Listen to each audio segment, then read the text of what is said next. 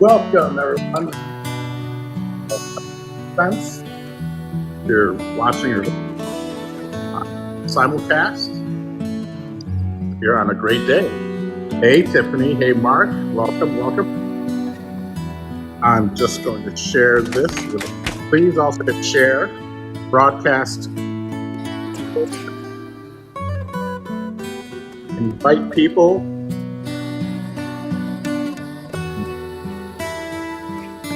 Edit fortune.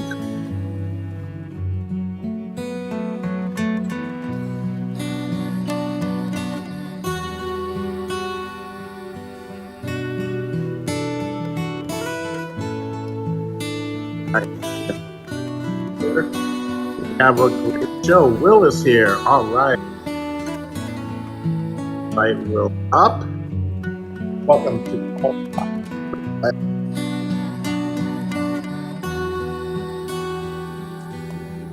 All right, hello. Let me invite you to the video. You know what? I should have asked you this before because it's been so long. How should I pronounce your Luera? Luera, you got it. Luera. Or Luera? Yeah, the Americanized version is Luera. Yeah, or Luera, yeah. Okay, so if we're ready, let me turn off. I hear some. Yeah.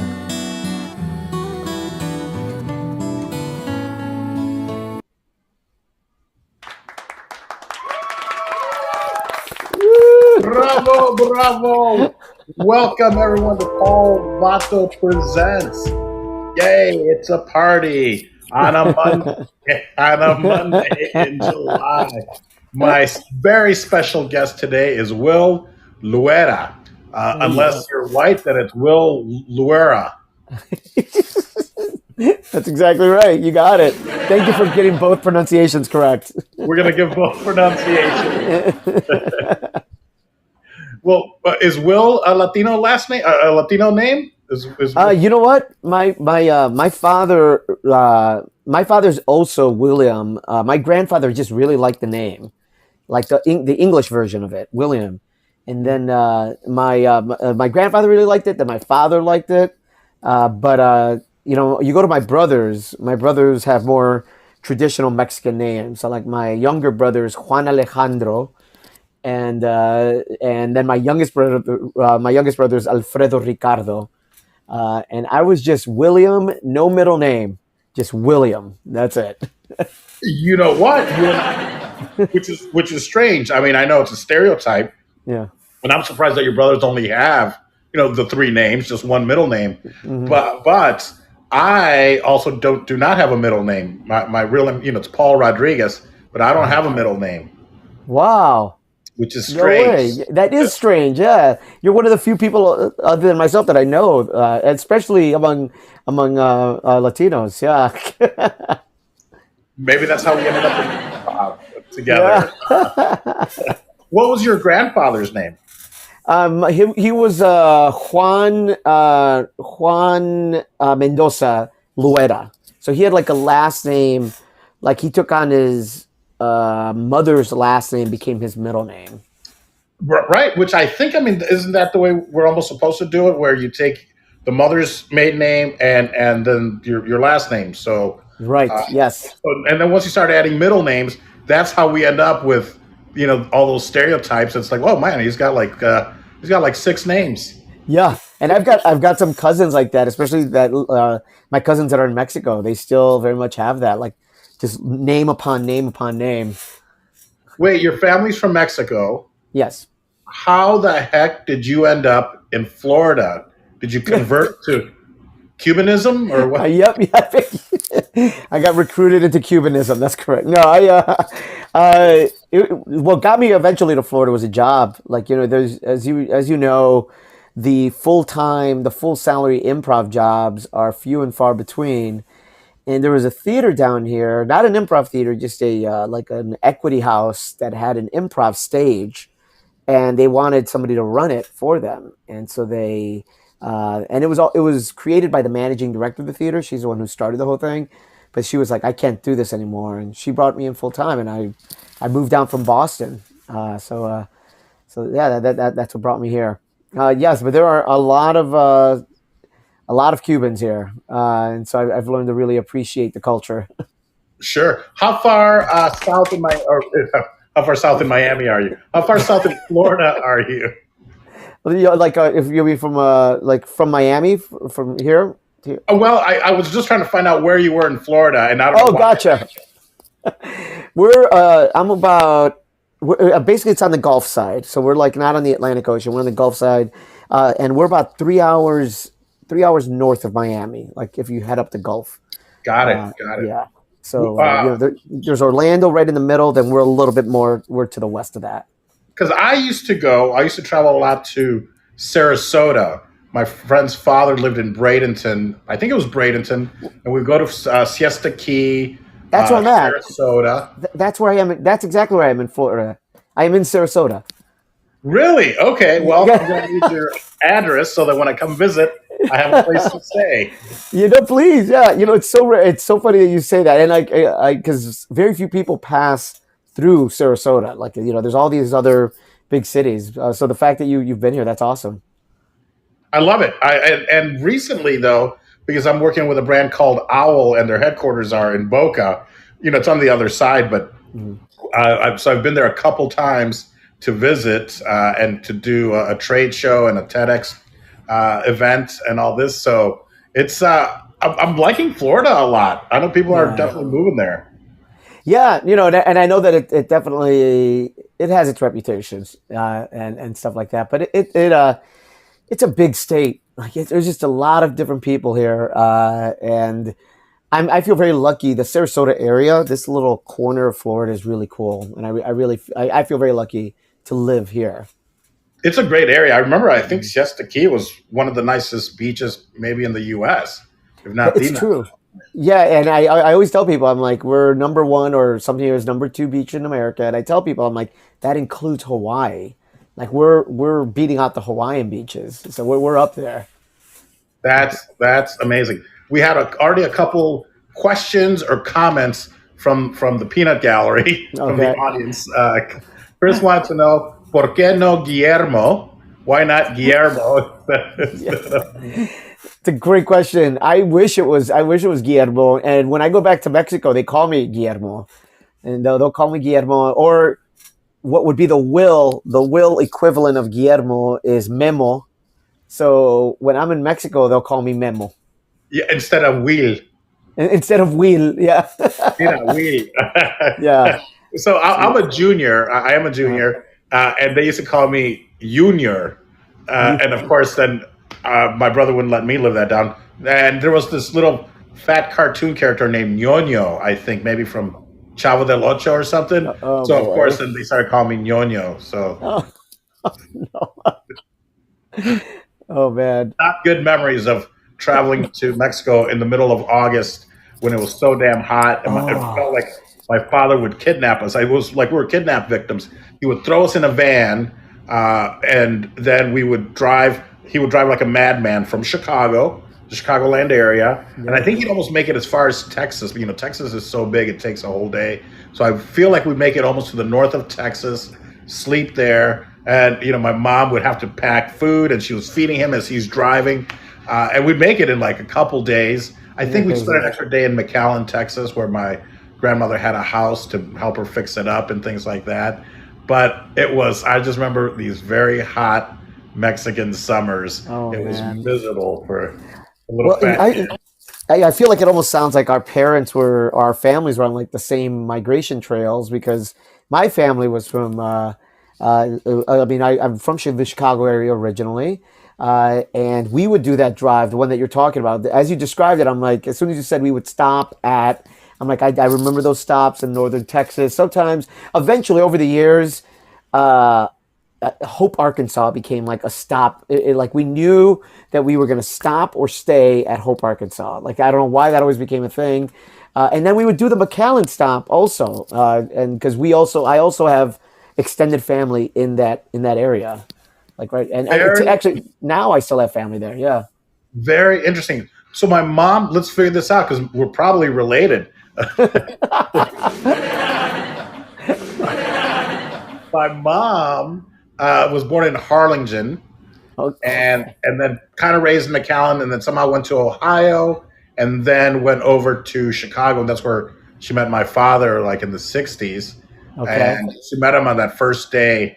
I think she still kicks herself for hooking up with him, but yeah. Where would you guys go in Mexico? Would you guys go to Monterrey because that's where my father's family was from? Stop it, man. Yeah, that's where we would go. So, you say Harlingen, and I know that my father. I know we have extended family in Harlingen because I hear that the name of that place a lot when my family talks about it, like Harlingen and McAllen and all that. Yeah. Um, my father went up through. He came out and then he came up through Texas. And the funny thing about my father is that he was born in the United States when my grandfather was migrating when he was part of the Bracero program. My father was born in McAllen, and then eventually came back to the U.S., moved to L.A., and then ended up in Chicago. My mother came on a student visa straight to Chicago, and then that's where they met. Probably very similar story as yours. It's like it happened so quickly. But my mother is the one that's from Monterrey, actually from a little town outside of Monterrey, Don't which say don't say Doctor Gonzalez. not Doctor Gonzalez, no. Oh, that would have been no. That would You've probably driven through her town. If you were driving down to Monterrey from through Laredo, I imagine you passed through Laredo maybe sometimes. McAllen and Reynosa. Okay, so maybe not through. If you ever came through Laredo, you hit a little town called Cienega de Flores, which is outside of Monterrey. It's like on your way to Monterrey, but it's through the Laredo path. Got it. Got it. It's And all yeah, so close. Have you done your DNA, or have you done like your ancestry I DNA? have. Because that is that migration pattern of Mhm. like our people, and that's like, it was kind of exactly what I thought. Like 63% Spanish, 30% Native American of some, and Yeah, then yeah, but it was exactly that. Like, here's where your family's all, and it was Monterrey, and yeah. then Texas, and then heading to like some of us, when they said run for the border, they didn't mean almost make it all the way up to Canada. My God. Right. I have like you could like I remember before social media, before all this 23andMe and ancestry, like my family would tell me about, they would say like, oh yeah, we've got extended family up in Oregon and Washington. Like they would keep talk about this family. And then Facebook starts opening up and I start connecting with all this family up in that corner. And then I get on Ancestry and I look up my grandfather,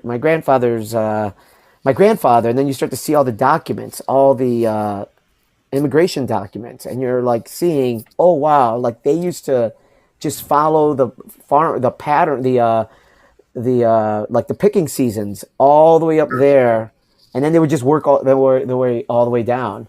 And similar to you, like I am like 50% like native, then it's like 30 to 40, 35% of like of Iberian Peninsula, like Spain and all that. And then I'm like all over the world. After that, it's Arabic, it's Northern Africa, it's Southeast Asia. I'm like, wow, they really they like put me together. I'm quite a mix. Very similar because I even saw like it could be zero because it was like 1%, but like Welsh. I was like, Yeah. how the heck does that happen? Yeah. For me, what was sad was 0% Asian because Oh, I have Asian features.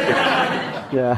There must be Asian. I must be some kind of Asian, but no, zero. And it was kind of a little heartbreaking because I have this Asian soul or Asian spirit. Uh, Uh, maybe it's just because I like dim sum. I don't know. No, no, oh. Yeah, I think the only three parts of the world that didn't show up on my map were Russia, India, and Australia. Those were the only everything else I had like DNA scattered everywhere. So Wow, yeah, yeah. But that was also, of course, there is that Arabic influence. When the Moors were in Spain in the sure. Iberian Peninsula and all that. Chris also said that on Fireside, we find out that we are long lost brothers. So I have a feel. I mean, we got to just keep digging, and then we're eventually going to be like, oh yeah. yeah, 100%. So where did you grow up in the Chicagoland area? I grew up in Aurora. Okay. I grew up in Little Village is where like my initial like upbringing. So on the west side, right? And like right off of 26th Street. And then I always tell folks like that we did the reverse white flight. Like when I was in fourth grade, we moved to the suburbs. We moved to Burbank on the south, like south of Ford City, up that way. We moved to Burbank for a couple of years, and I always tell folks for those 2 years I became Bill, and not because I wanted to, but that's what everybody just kept calling me. Okay, Bill. They were like, cool. Like I came in, I'm like, my name's William Luera, and they're like, okay, Bill. I never even heard of Bill. I'm like, okay, but anyways, uh, I call it reverse white flight is because we were there for 2 years and we just couldn't make it work, and it had nothing to do with the people. I had great friends. We had good neighbors. It just wasn't our vibe. Like we couldn't do. It was too quiet, and so we ended up moving back to the inner city, right, which was still a pretty ghetto back then. We moved into Pilsen, and then that's where that was my formative years, like middle school through high school. Around what year would this have been? This would have been from 1986. 1986 is when we moved back to Pilsen, and then I was there until 1992. So that would have been like your high school years and all that would have Yep. been in Yeah. Chicago, in Pilsen. I mean, I didn't experience Pilsen until later on when we started doing improv there. It would have been like 97, 98, maybe Mhm. 99, because that's where we put Salsation together. And Yeah. Pilsen was where we were doing one show on a Friday and one show on a Saturday. Second City in Old Town in Yeah. Chicago. I probably on Saturday nights and in Pilsen on Friday nights, and it was quite the experience. But it was wonderful to see this community. But I think it was maybe even starting to get gentrified by Right the around that '90s. late 90s, it was starting up. Yeah. Because I was already in college, or I was out of college by then, but I would be coming back. And I remember the first time I saw a barbecue place, right? And because everything was Mexican, and then like Sure. you see a barbecue place, and you're like, wait a minute, one of these things is not like the other, all right? And then then you see like a gastropub, and I'm like, wow, okay, now Pilsen's changing. Yeah, it certainly is. Coffee shops, Off, yeah. fancy coffee shops. Where did you go to school? I went to St. Ignatius College Prep. And then I'm sorry, and then to college. Oh, then the college I went to Boston College. You did, so that's how you ended up in Boston. Yeah, yeah, and I mean, I loved, I loved Chicago, but I definitely needed to spread my wings. I'm like, I need some space for my parents. And so I applied to so many schools as far away as possible, and Boston was the one that worked out best. You needed a little bit more racism in your life, I'm guessing. Yeah. So Oh yeah, I got that lesson right away, man. Those first couple of years in Boston. I'll bet we're gonna have to do a whole show on that. I was quite the opposite. I applied to one school, and for some reason I'm like, if I don't get in, then I guess I just won't go to college. And that was the University of Illinois, and 3 hours away from my parents, so that every once a month I could come home and drop my laundry off, get it done, and then go back to school. You said in Champaign, Urbana. Champaign Yeah, Urbana, yeah. that was on my list. I almost you won't believe like once again us our paths almost crossing. Although I don't know what years you were in school, but it got so far for me. I had a dorm picked out in Champaign Urbana. Like I was gonna go, and then Boston, BC sent me an acceptance letter, and I was like, oh, okay, yeah, I guess that's where I'm going now. Did you just fly out, or did because I mean, for me, my dad just drove me down. It was only 3.5 hours away. But did you just then have to fly out to Boston, or did you drive cross country? Well, it's not that far, I guess, from Chicago, Right.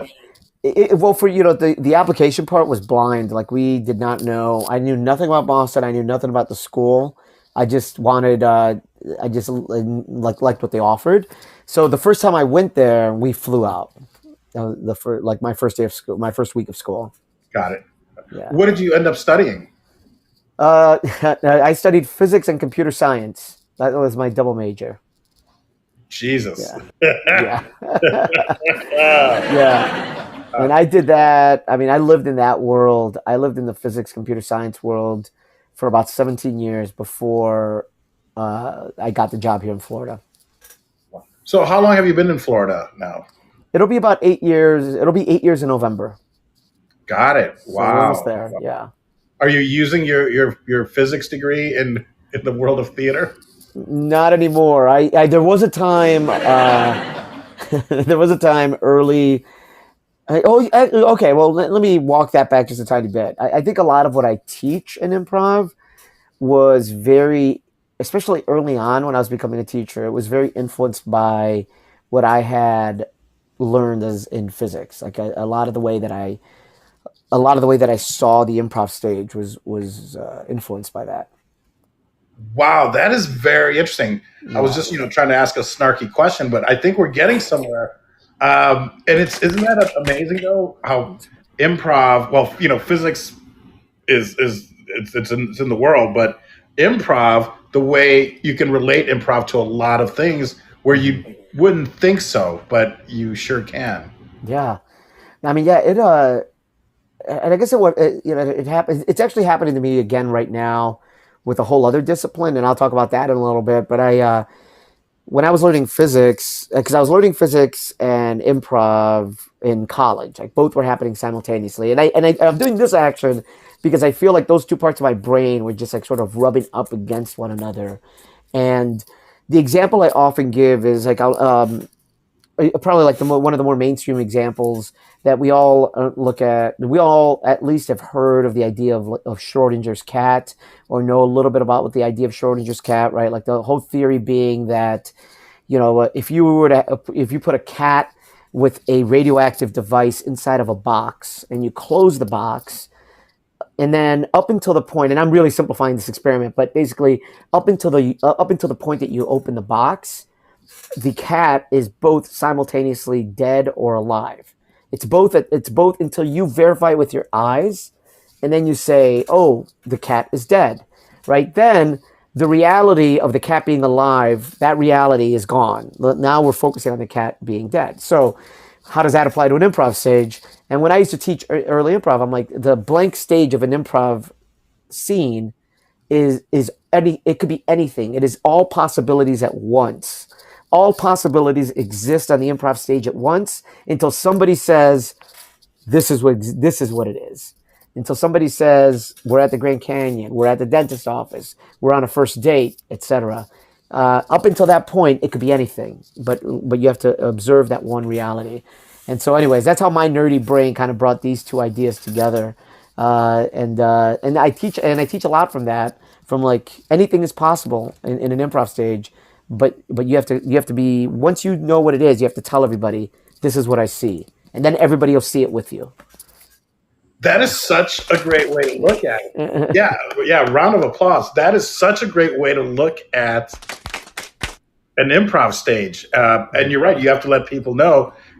Del Close used to teach us that sometimes it was okay to take a second and look at all the possibilities and then pick the most interesting one. Mm-hmm. And I feel like that's almost similar to that, where you've got this world of possibilities out there. Which one are you going to choose? But now you have to let everyone know what you've chosen, whether Right. it's by object work or action or whatever. But Right. that is such a great way to combine the two. And this is one of the methods that you would use to teach. And Yeah, exactly. And then you would start to hear like what you just mentioned about Del Close, and it made me feel better because I was a young teacher trying to make sense of the improv I was learning, and I was using what I knew, which was physics, and that started to just help me. It helped me understand it and helped me communicate it. But then folks would tell me, well, like, it's there's other teachers that are saying very similar things to you, and that just helped me feel validated. I'm like, okay, at least I'm onto something that is, at least I'm not crazy in the way that I'm seeing this stuff. Yeah, No, and that's wonderful. That's and to this day, it helps me teach it. Sorry, go ahead. Yeah, no, that's it's whatever helps you teach it, but you're also helping some students understand it that maybe are more linear thinking and thinking about Mm, physics and have that part of the brain working where you can actually relate to them yeah, with your style of teaching improv. yeah, and I think you're right. Yeah, and I think it has helped. It has helped me teach it and reach people in different ways, and it's helped me understand it a bit more, right? And I was mentioning, like, I feel like my teaching right now is going through a whole other evolution because now I've kind of immersed myself in. So I became a CrossFit coach. So a whole other cult, not the improv cult, but the fitness cult of CrossFit. But I became a trainer, and the way we coach CrossFit is now starting to influence the way that I coach improv, because it's made me realize, like, some blind spots in my teaching that I could be better at, and so now there's, once again, this action is happening where these two parts are bumping up against one another. It's so, it's funny that you would say that because when I got into yoga, the same things kind of started happening where you start looking at improv like you do yoga, which is, you know, and it kind of helps each other because you're supposed to be in the moment. When you're doing improv, you're supposed to be in the moment, listening and things like that. And yoga is very similar where you're supposed to be in the moment, not thinking about the past, not thinking about the future, where you want to go, but rather enjoying this moment that we're in. And I think improv is very similar to that. Yeah, yeah, Man. Well, worst case scenario, you can always come back. Yeah. You can always come back to the Chicagoland area and work at Fermilab. I did an internship there my senior year of high school. I worked there also because my father was one of I don't want he was one of the first hires in whenever they opened, maybe like within that first year, because he used to work at a place called Clark Equipment. Um, well, it was called Austin Western first, I think, and he had a factory job. Well, they built forklifts, and he was a manager there or a foreman, and then they were going to close, so they said, Pablo, you need to go grab another job because he was already older. He had me when he was like in his 40s, so he was already like in his 50s then, and they're like, hey, we're gonna close, so you should probably go get another job. So his a guy that used to work for him was now in charge of hiring at Fermilab. They're like, hey, we would love to have you here. That's when they were building the magnets Yeah, for their collider. And so he ended up working there. He and this other guy who was like 23, a neighbor, would then work. They're like, yeah, we'll do this for like 6 months until our factory closes, and then now we've got jobs. Well, another company, Clark Equipment, came in and bought the forklift factory, oh, so they didn't close for like another 10 years. So my oh, dad worked 2 8-hour jobs from at first shift was at Austin Western, which he'd walk at the end of our block. So he'd walk yeah, there, walk back. My mom would have lunch for him. He would pick it up. He would then drive or carpool to Fermilab and put in another 8 hours. So I didn't really grow up with my dad because growing up, he was just the guy that was around on the weekends working, still working on one of our yeah. houses or mowing the lawns or shoveling snow. So I don't know how he did it because I mean I had to get up early just to do this interview, and I'll be Yeah. honest with you, I'm exhausted already.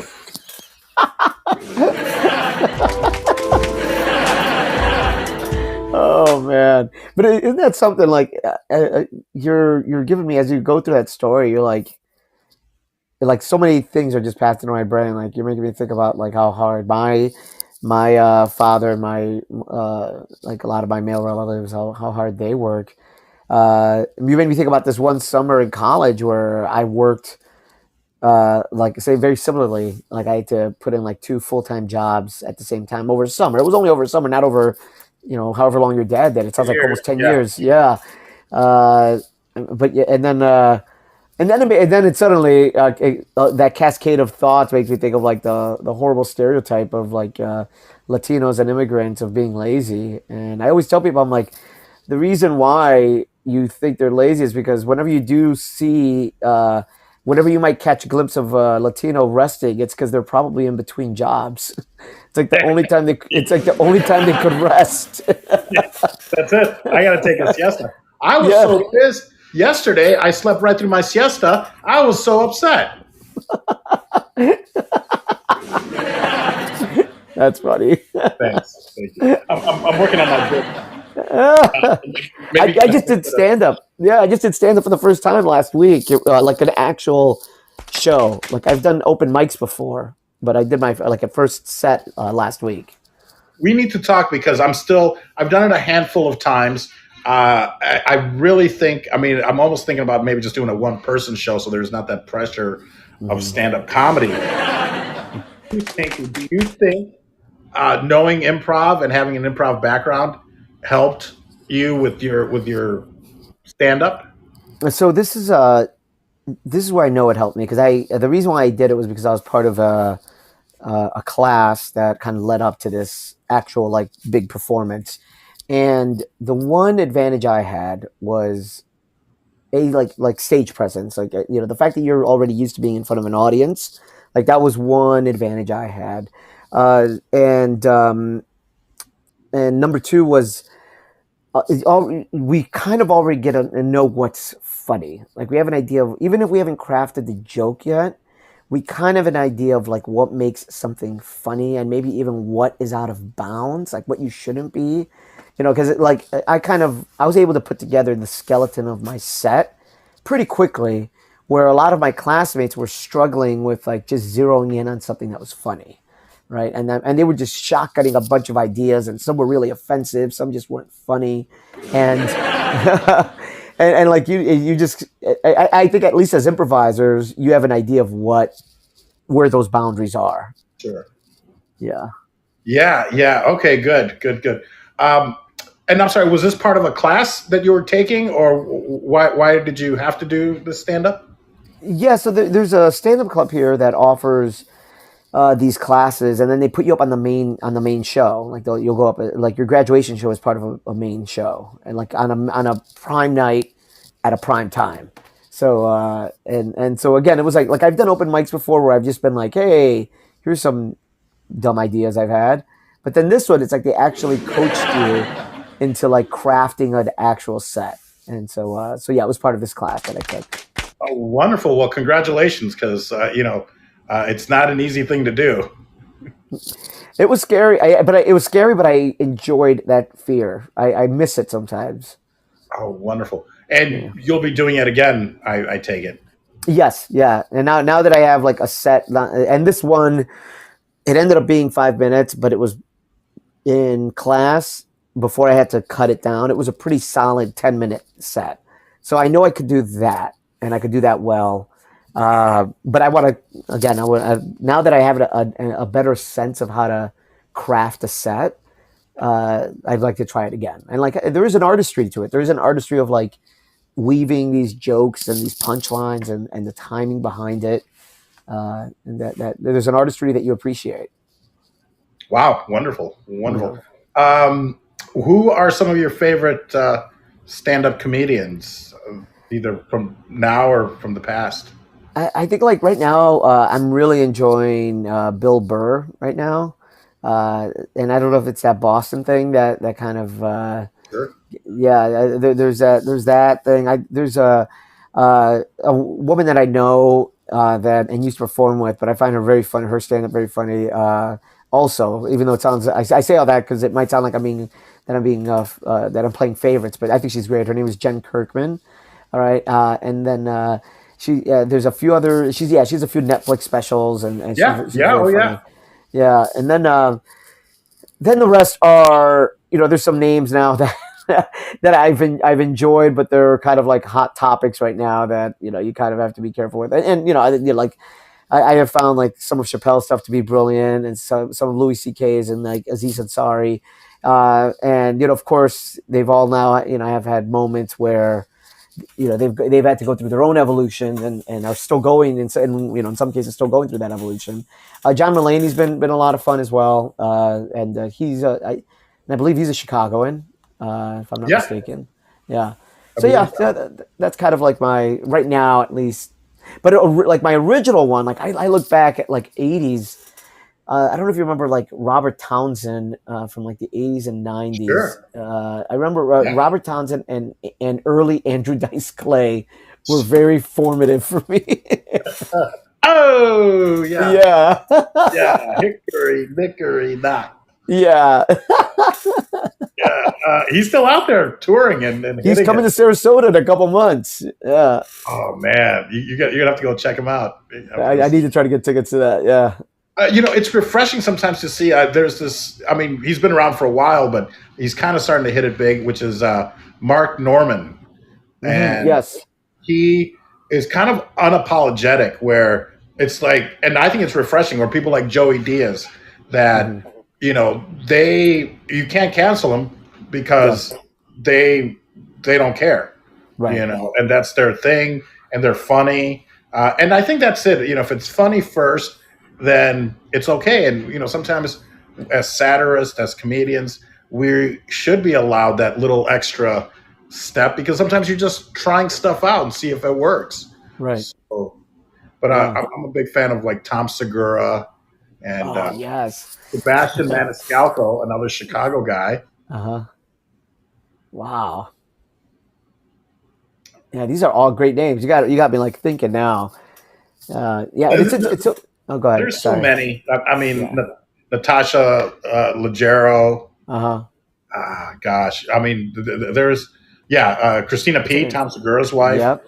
There's just, I mean, so I worked on Sarah Silverman's show. That was, Oh yeah, another brilliant one. Yes. yeah, yeah, yeah. Well, that's good. I think we're in good company. And I love the fact now that and I think thanks to Joe Rogan, a lot of these comedians are now smoking cigars. You see Oh it yeah. on podcast. Yeah. So I'm like, all right, I guess I got to work that angle.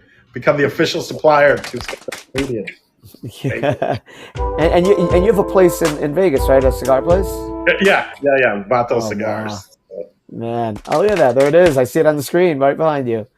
Yeah. Oh yeah. Yeah. Yeah. Whoop, there it is. Perfect timing. Cool. That was, yeah. Was that really, that wasn't your doing? That just came up at the right time? Yeah, it just came up. Improv. It's like the moment you said it, it like popped up. It was great. That is too funny. No, it's just on a loop, different photos from my life. So yeah, Yeah. that's it. So if you want to start smoking, you let me know. Oh, I have. It wouldn't be a start for me, but yeah.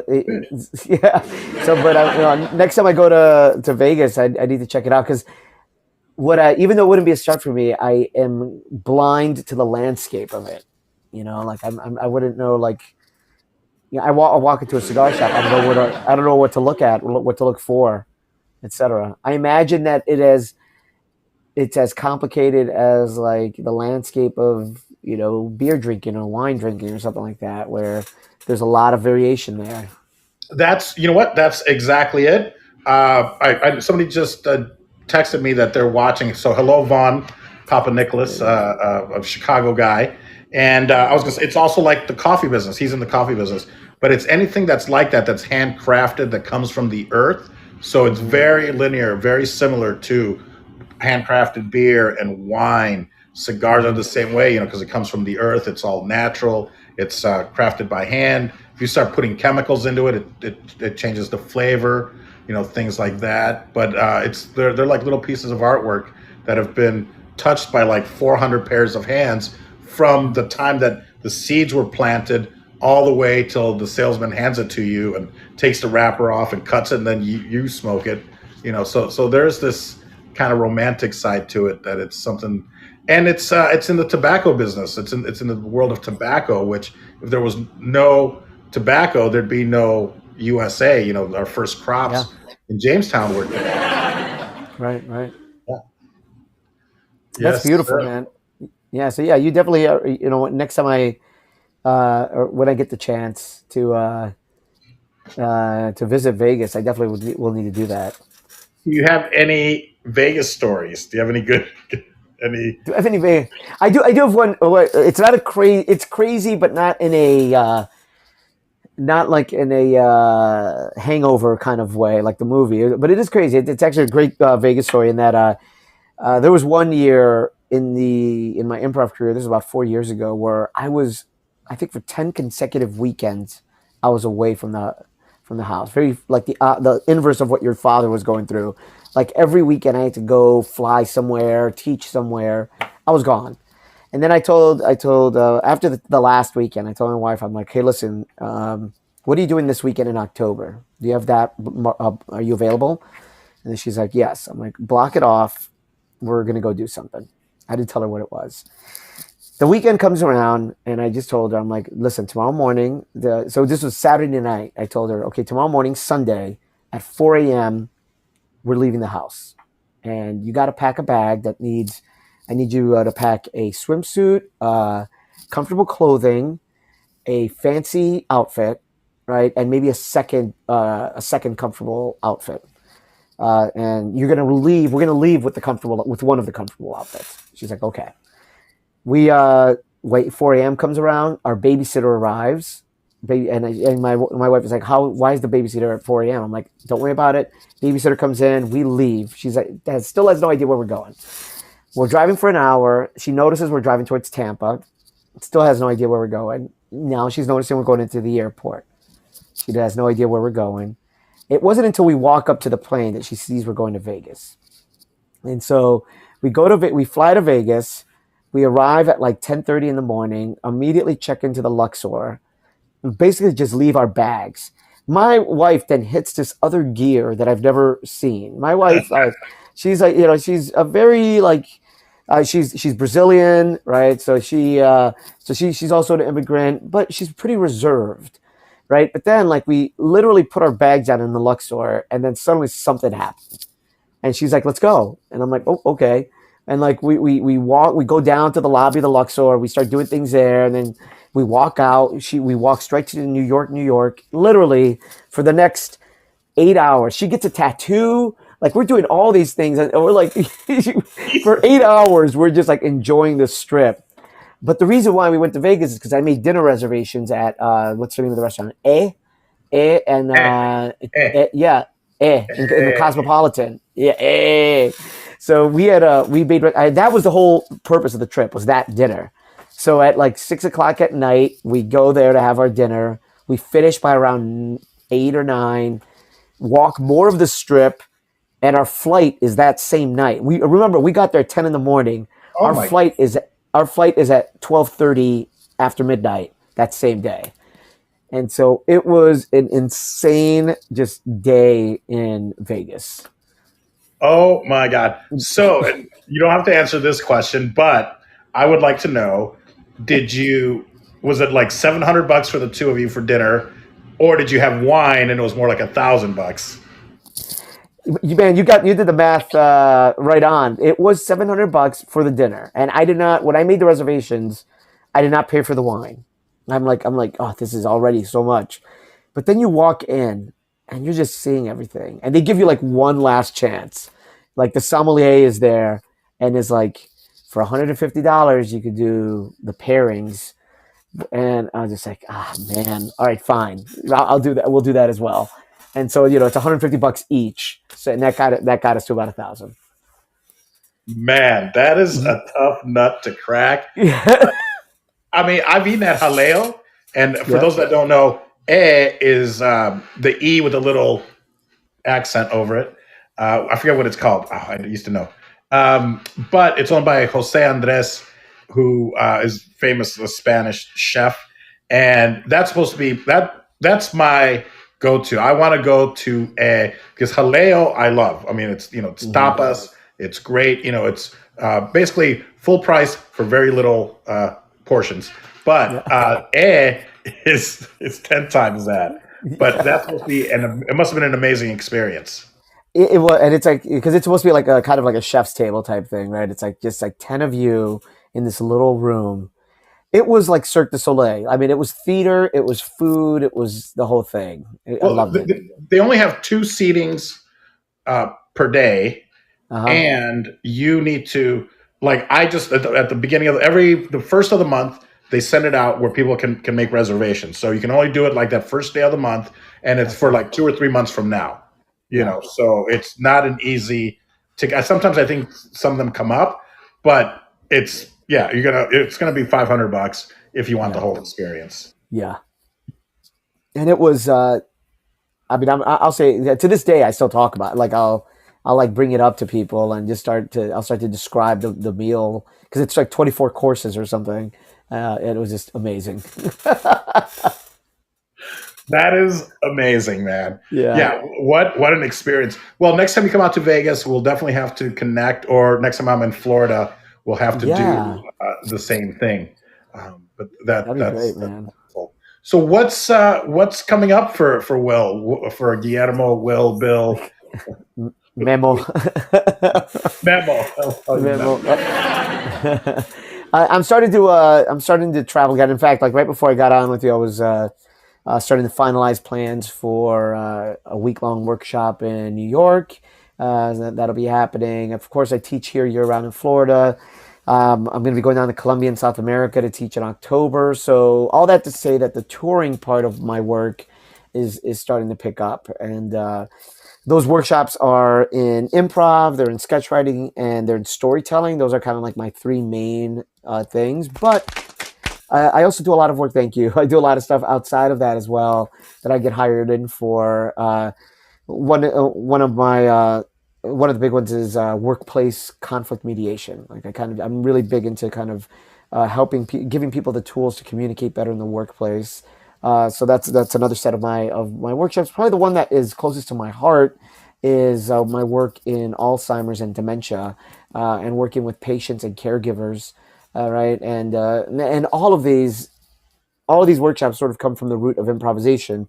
And even in the Alzheimer's and dementia, I do two things. I do one that's what we call brain games, where I'll go into memory care centers or assisted living centers, and I'll do workshops with the residents. And it's all around like just sort of working. It's like fitness. It's cognitive fitness, just working their brains a little bit. And then I also work with the people who take care of them. And kind of teach them the tools, especially like when somebody's going through an Alzheimer's episode where they've gone into this altered reality for a little bit, giving these caregivers the improv tools to follow them and play along while these people are going through their episodes, and just because it's what we and some of my colleagues, we don't believe in, like there's no, this person is ill, they're dying, and why fight them when they are in a happy memory, right? If they're in a happy memory, why fight them and try to drag them out of it? Instead, live in there with them for a little bit until they'll come out of it. They always do, but for that little moment, let them be there with them. Oh yeah, yeah. Round of applause, man. Thank you. You're doing God's work, man. That is fantastic. What's the name of the organization, or is there some place that people can contribute or help if Hmm. they're so inclined? So the organization that I helped to start. So my workshops are now independent. I kind of teach them from either independently from me or through my theater, Florida Studio Theater.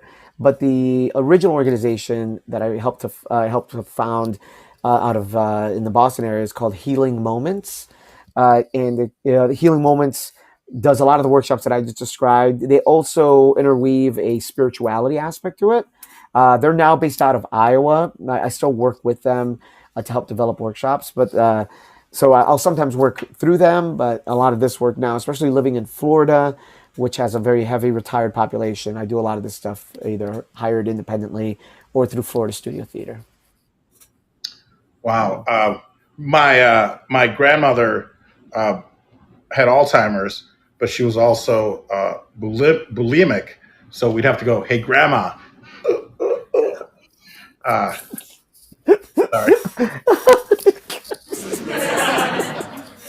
Sorry, that's horrible. Horrific. Oh man, you maybe, like I was like, maybe I won't do stand up. Never mind. oops, sorry, I think I cut off a little Sorry. bit. Oh, that was great. Thank you.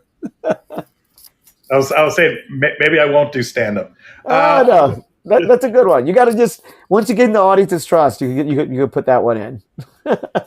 Yeah, exactly. Yeah. Well, is Instagram or your website will-luera.com? And for those of you that don't know, I think everyone that's here on Fireside already knows. You can go right to that fortune cookie right below us, and you can click on that, and you'll see my website, paulvato.com. You will also see will-luera.com. So please find Will.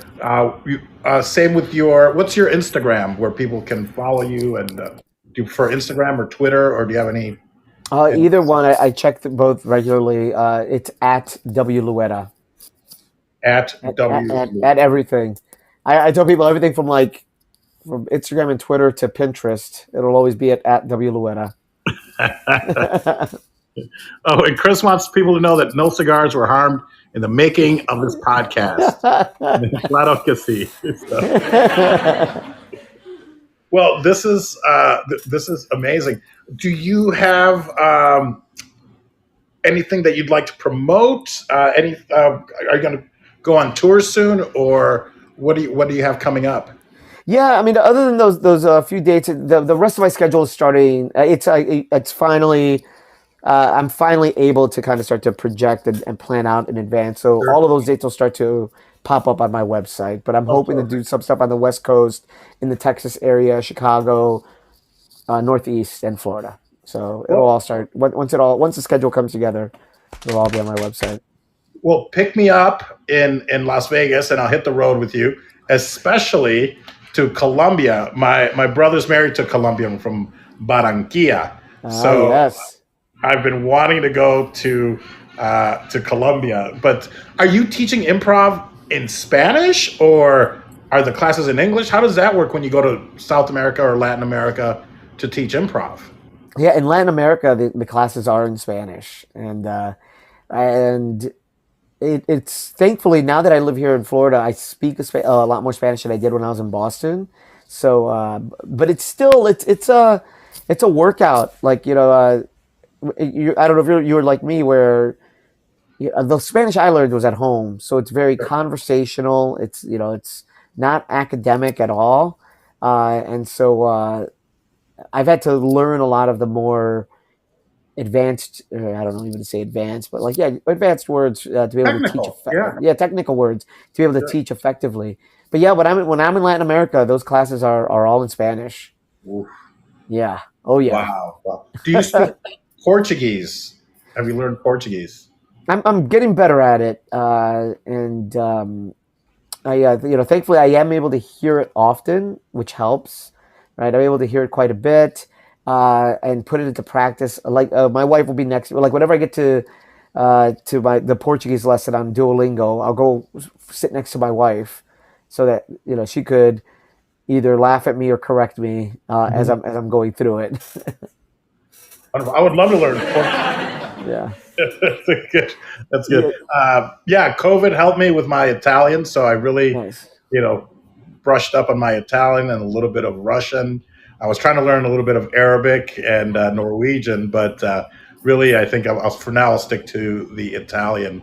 But I would love to learn Portuguese. Oh, all the Romance languages would be something to learn.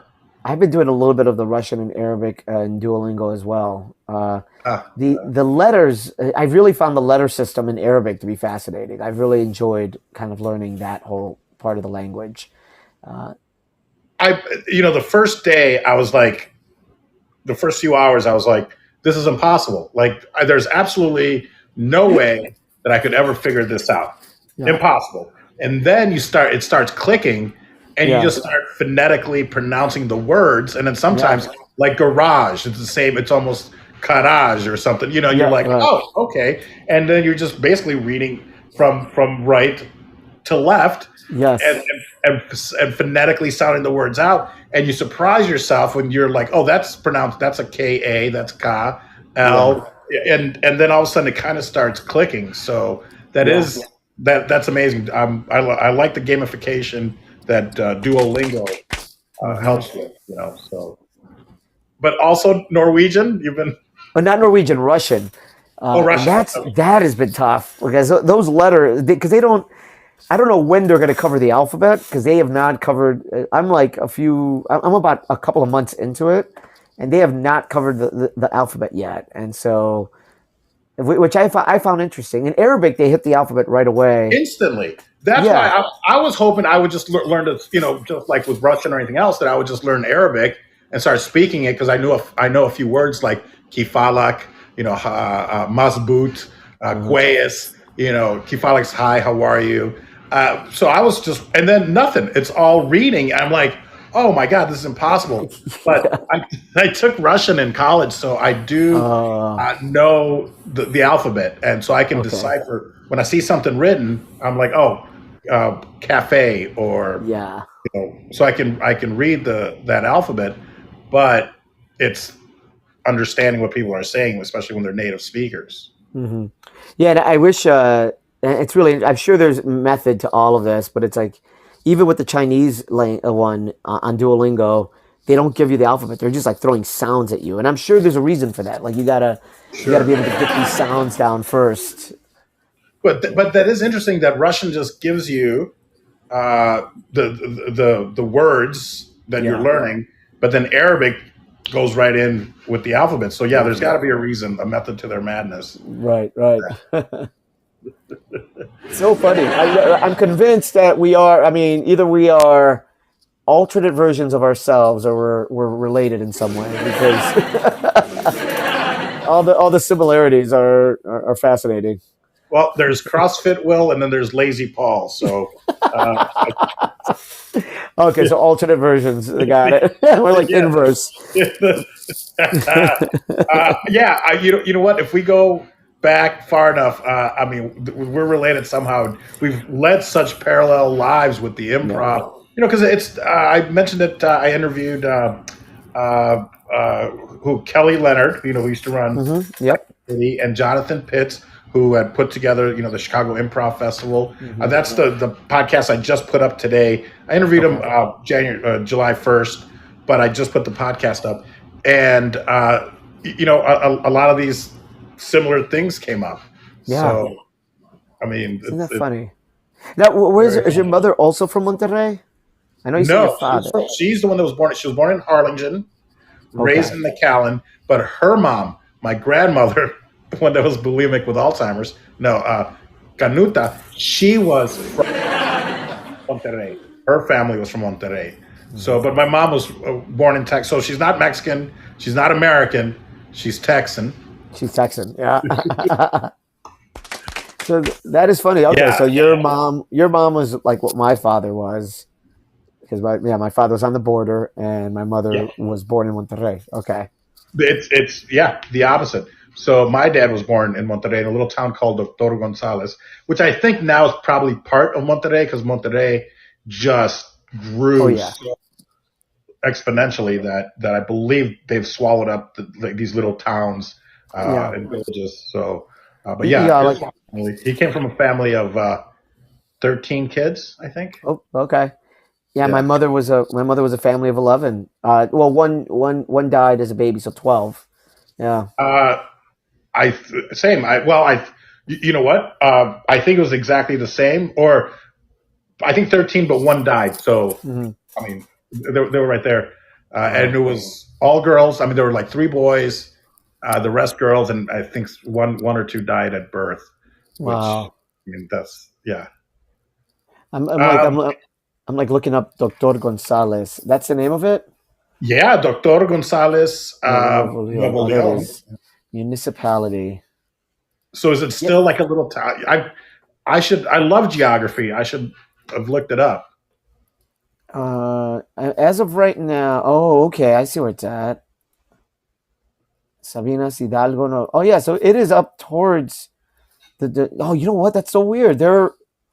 Doctor Gonzalez is that's got to be like just a few kilometers of where my mother was from. Okay, this is too weird. I'm gonna do a little map. Yeah, they're like on the same.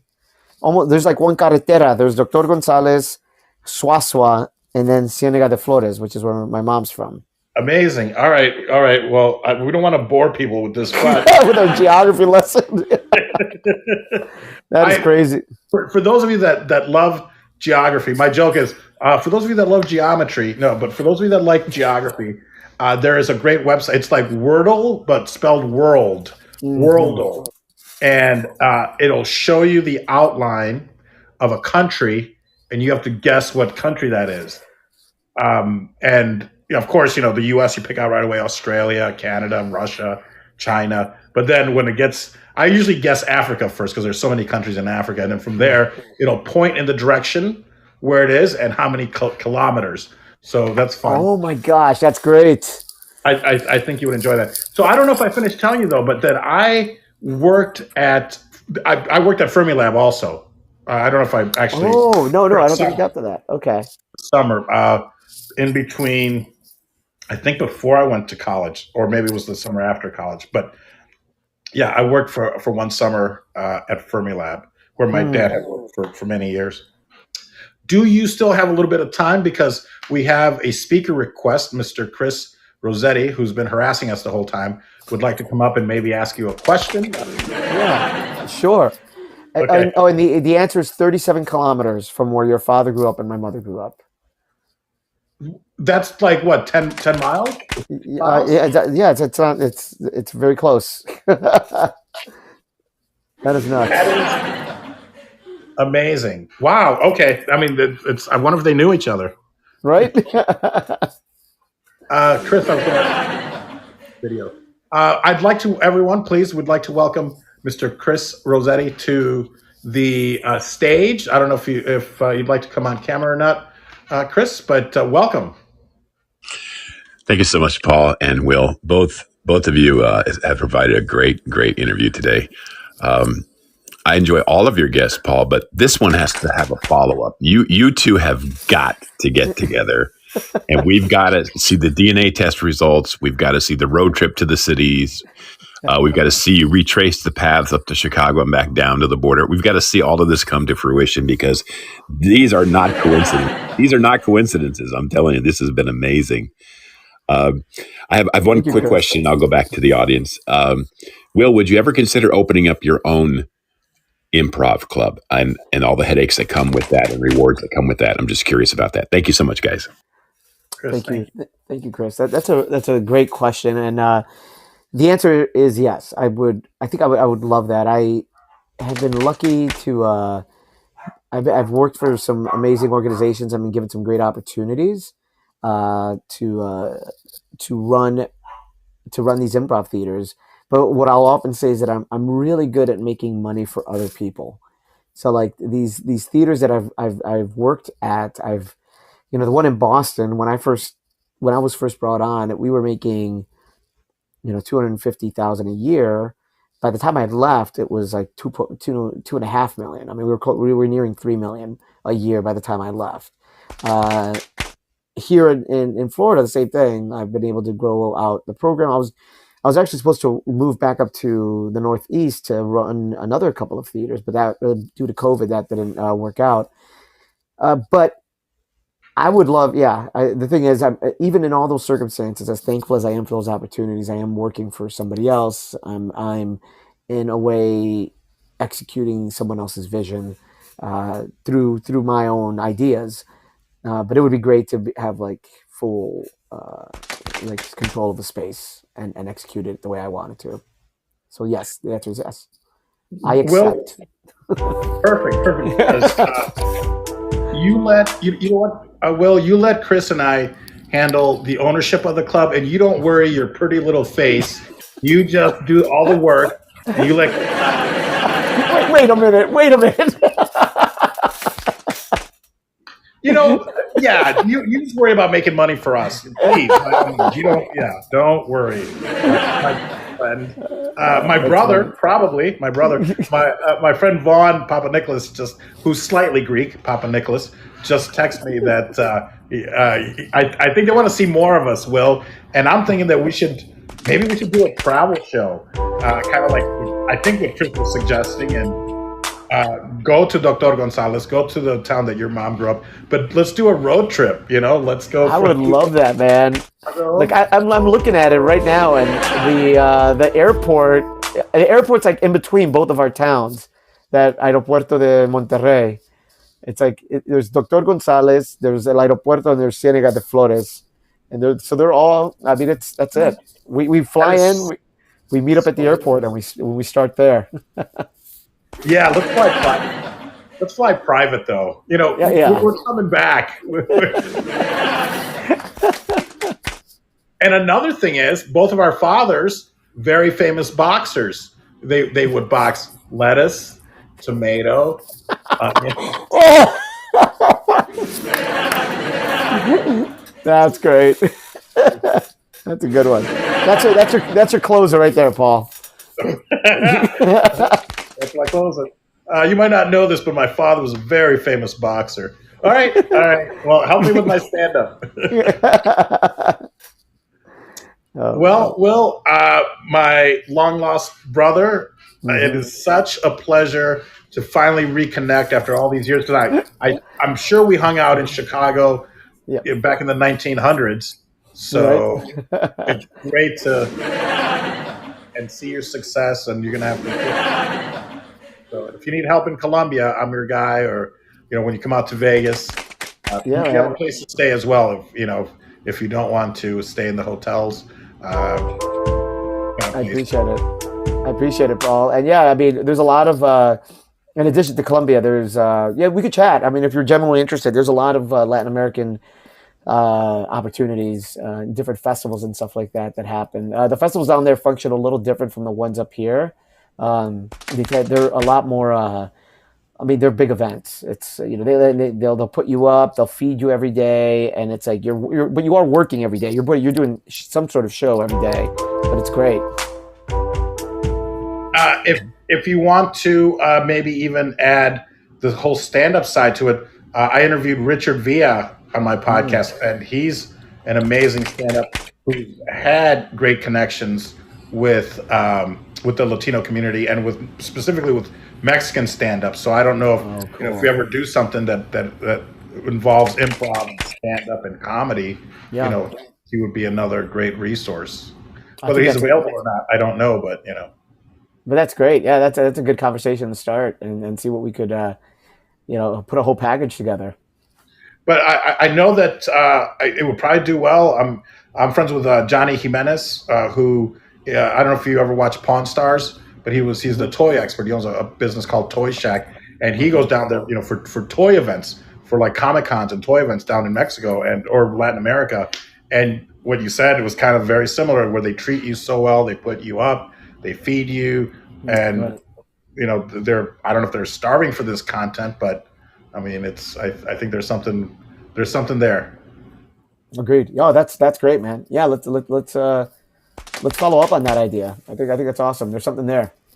You got it, my friend. Well, any final thoughts before we wrap this up? And anything you'd like to promote? But please share any of your final thoughts.